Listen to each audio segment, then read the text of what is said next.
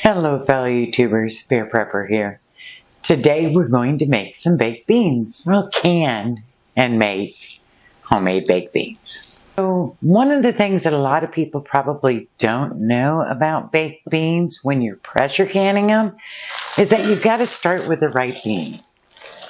You have your Great Northern, your small white, and your navy. If you're going to be just making baked beans, you can use any of them and not have any problems. If you're going to pressure can them, then you need to start with navy beans. And the reason you need to start with navy beans, because although they're smaller than your Great Northern and your small white beans, they actually maintain their texture longer.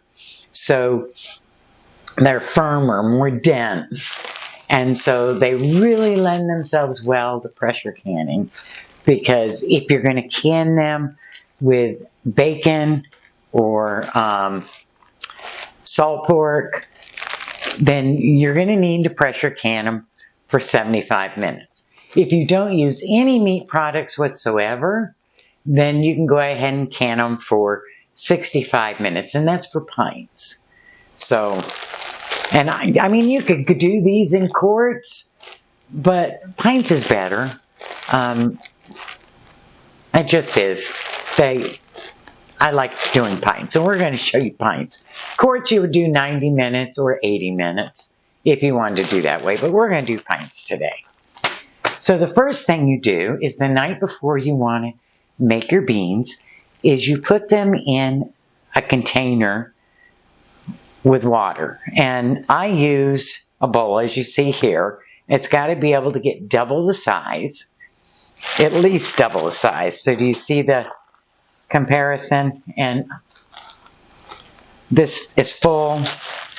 So this is probably 3 or 4 times, 3 times the size it swells. And so you want to make sure you put enough water in it.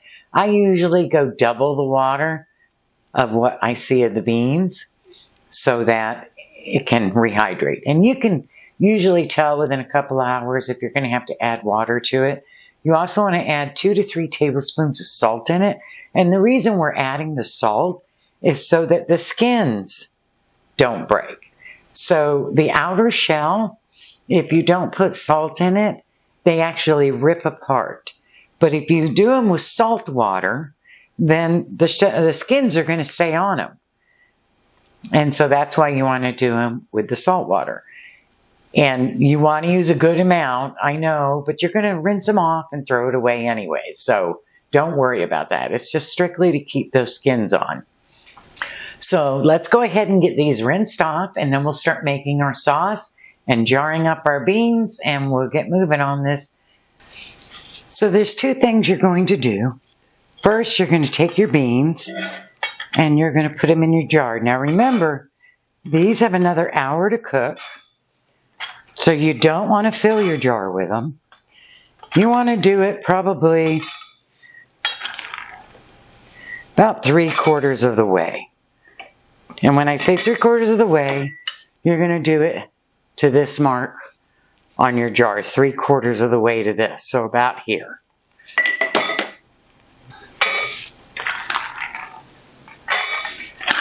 You should get, if I remember correctly, you should get 4,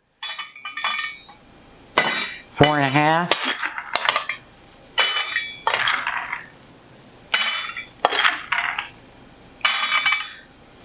So now we want to prepare our quarter. Since we're done with using it there, we want to prepare it for our molasses. So we're just going to put a little bit of oil in there, and then we're going to need a 1/2 cup of molasses.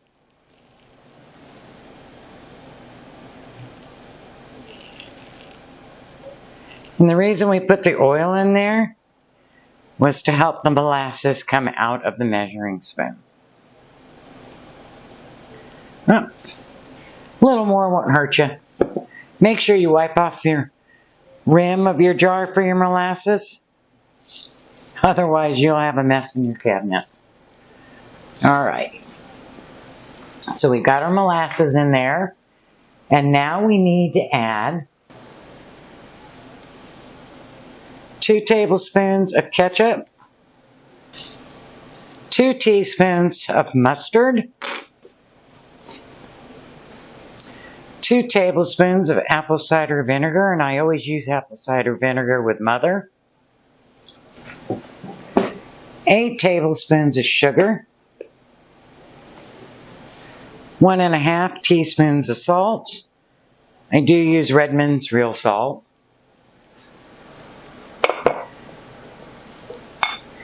Half a teaspoon of black pepper, half a teaspoon of paprika. I use a little more. A teaspoon of onion powder and garlic powder. Half a teaspoon of turmeric. 2 cups of chicken or beef broth. Now, here's where the difference comes in. If you like the bushes, which is what I'm making, between the Homestyle and the original. If you like the original, you're going to stop right there. If you like the Homestyle, you're going to add tomato sauce. So for this batch, I'm making the Homestyle. I'm going to use 1 cup of my homemade tomato sauce, which is a half a pint, if you didn't know. And now we're going to add our salt pork, or our, I'm using ham, raw, unprocessed ham. So I'm going to leave it in big hunks because I'm not canning it with it. I'm just going to cook my sauce down with it. I just want the flavor. You could also use bacon,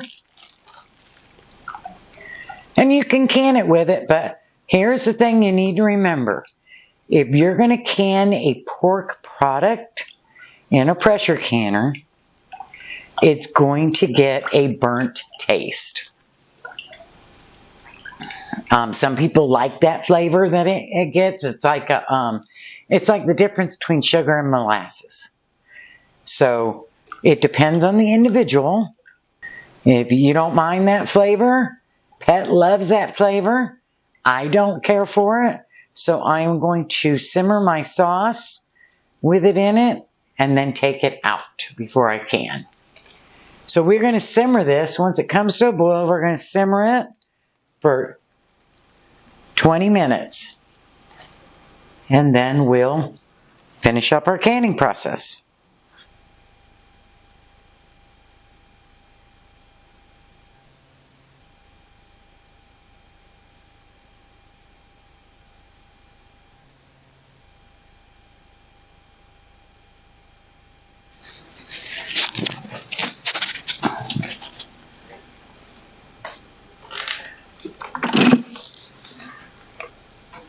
While that's on simmering, let's talk about pressure canners.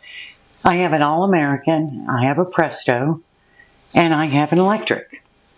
And for this small batch, oh yeah, I love this electric. So the lid has this in the seal, and when you clean it, remember to clean the seal, because otherwise it gets really smelly. And I store mine upside down lid. And the reason I do that is so that there's no pressure on the seal during storage.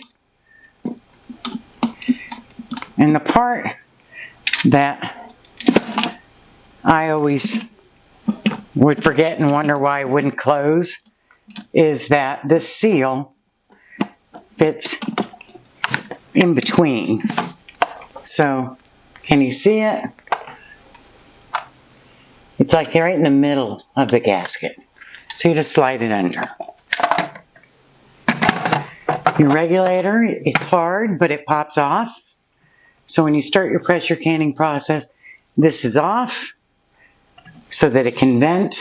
And then you have can or vent here.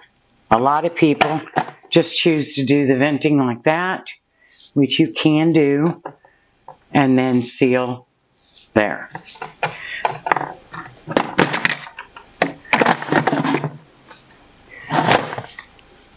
Just close it, put the lid on, push this down, and turn it.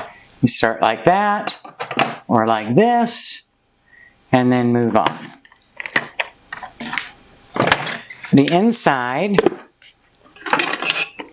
you have your book and your instructions. What's nice about this is you've got a laminated instruction.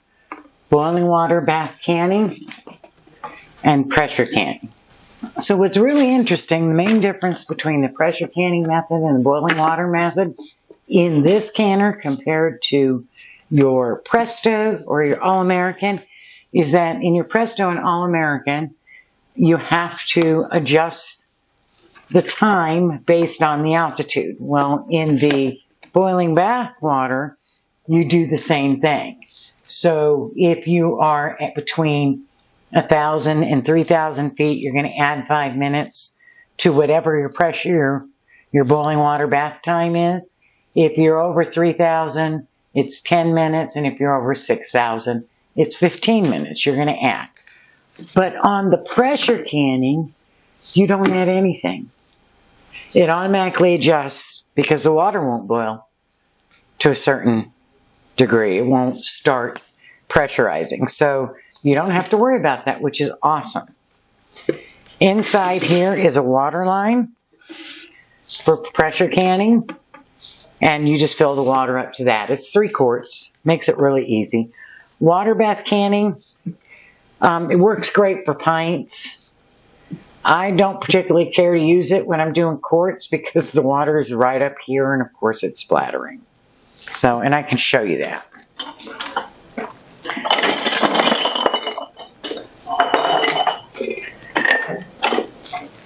So here's a pint and here's a quart. So you're not really going to get 1 inch over the quart. So you just want to do pints for boiling water bath. You can pressure can quarts without a problem.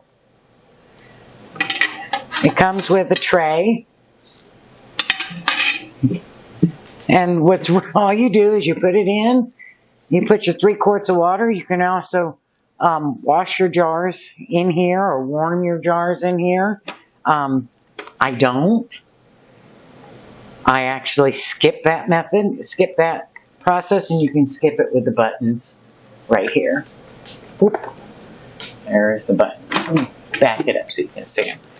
And it's not plugged in right now, but okay, I'm going to try to do this backwards.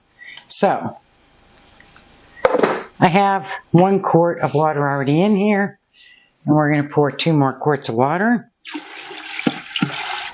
And I always start this before I start filling the hot liquids into the jar. Don't forget a splash of vinegar, unless you want to spend time scrubbing the outsides of your jars. So I need my funnel again.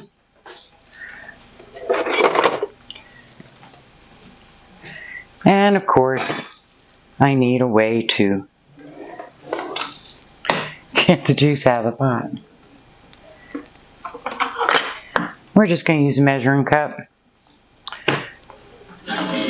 This is cooked for 20 minutes. And all that pretty much does is meld your flavors. And of course, gave me the ham flavoring in there. If you're making the original and not the Homestyle, which has, of course, 1 cup less liquid, then you can add water to top, and we're going to go 1 inch below. So I pretty much cover the beans, and then I'll measure out what's left between all 4 of these. If you have leftover, save it, because it's really good. It'll be a great marinade. And so now we want to go 1 inch.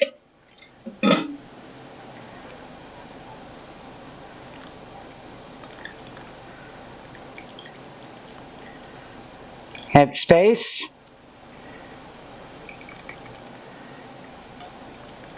And 1-inch headspace would be that bottom ring, not this bump, but that bottom furthest ring.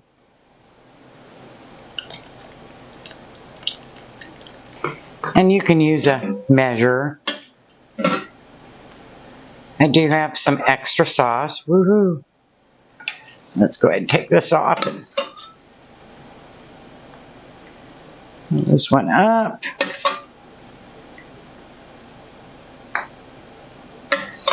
Not a lot.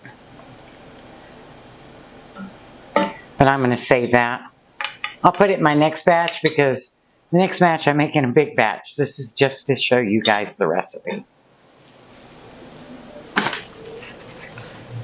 Now you're going to take a cloth or a paper towel or something and you're going to get some vinegar on it.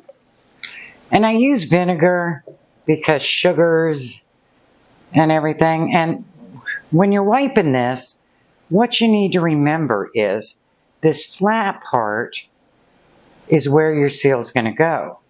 So you need to get both the inside and the outside of that flat part. And the flat part. A lot of people just get the flat part, and that's why they'll find their jars don't seal, because you have to get the inside edge and the outside edge of that. Just right at the top. And if you need to go over it multiple times, and do it. If it's sugar, you definitely want to. Honey especially. And I hear a lot of talk about different canning lids, and you guys know I did a review once. And there are some that are worse, or thinner, and not as good for long-term storage. But for the most part, they'll all work as long as you clean it correctly, use the correct headspace, and tighten it correctly. Now, headspace, Seed and Sparrow does a really good job of explaining the headspace. So I will leave it to her and just simply say that in order to remove the contaminants and break through the density of the product, headspace is really important. I see a lot of people just doing, down shoulder. And if you're just going to can and store for a year, go for it. I mean, and it's your food. You do what you want to do. But if you're trying to store for anything long term, make sure you get the headspace correct. One of the things that I've started doing, since I haven't been canning much, just little amounts, because I'm not going through things like I used to. So I'm going to put these on really, really loose. And until I learn what the strength is, because as you age, your strength changes, and so using your lids changes. I'm going to use this, and so all you do is you put it flat on your jar and you pull. And once it shows the arrows level, it's tight enough. It's like a torque wrench. And your husbands will be able to explain to you about a torque wrench. But it gets it the right every time. As long as this is flat, you got to push it all the way down. See that? Whoops, see, once I don't put it flat. And see, it's because I'm trying to show you guys. Here we go. And once they line up, it spins and they line up. Once they line up, it's tight enough. So, and then what I'll do is I will pull one of these off and then do it myself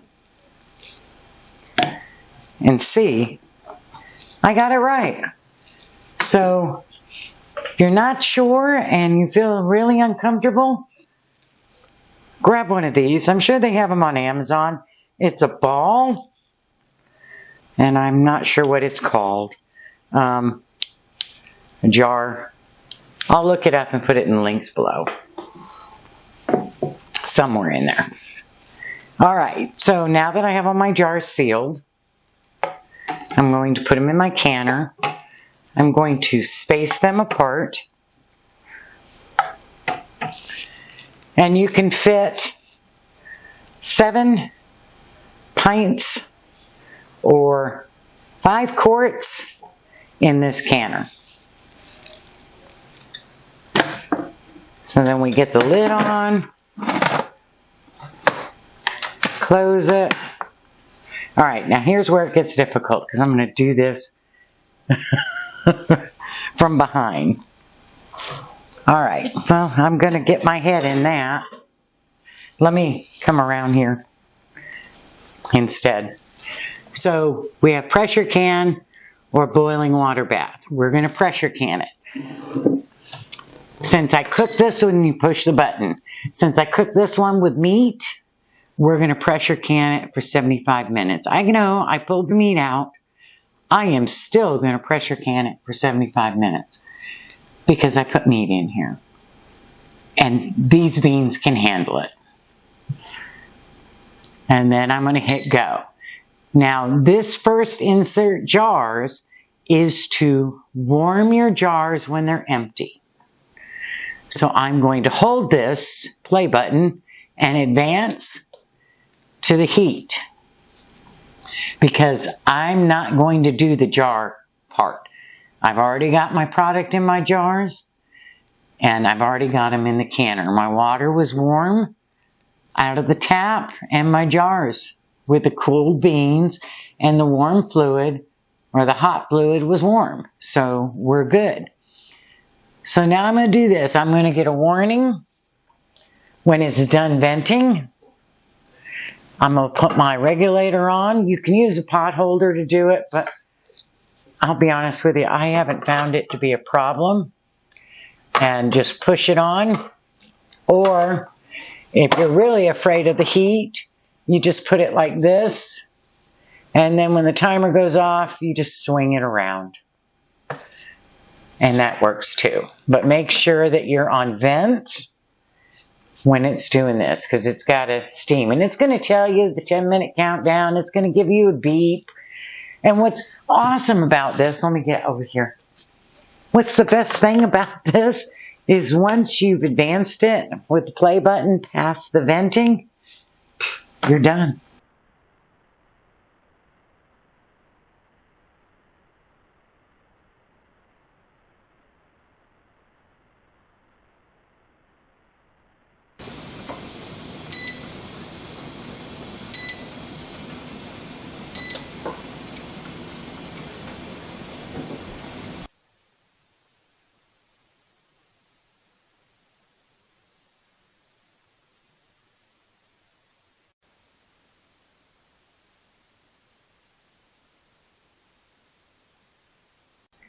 So remember when you're opening it, you want to do just like you do any other canner. You want to open it away from you because there will be steam.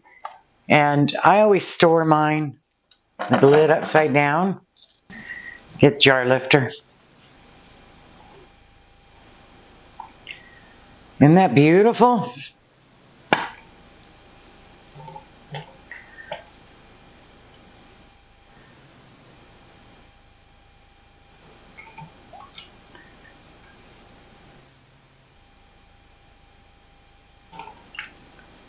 And there we go.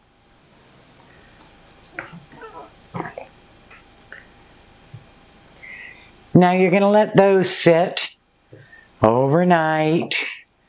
You know, keep an eye on them, but don't worry about them until tomorrow. Let them set. And then, of course, you're going to take your bands off so that you can store them because if you leave your bands on, they could rust and you won't be able to get them off.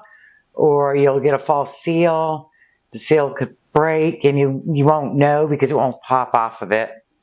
Whereas if you don't have the band on there and the seal breaks, it'll pop right off. So you want to do that to store them and then of course label them and put them away. And like I said, If you want to make the Bush's original or Homestyle, it's the recipe we just went through. I'll type it up below. And the only difference is for each bag, you're going to use 1 cup of tomato sauce, so 8 ounces of tomato sauce if you want the Homestyle ones. Because that's the difference between the Homestyle and original. Original, no tomato sauce. Homestyle, tomato sauce. Thank you for sharing your time with me today, and we'll see you real soon. Blessings.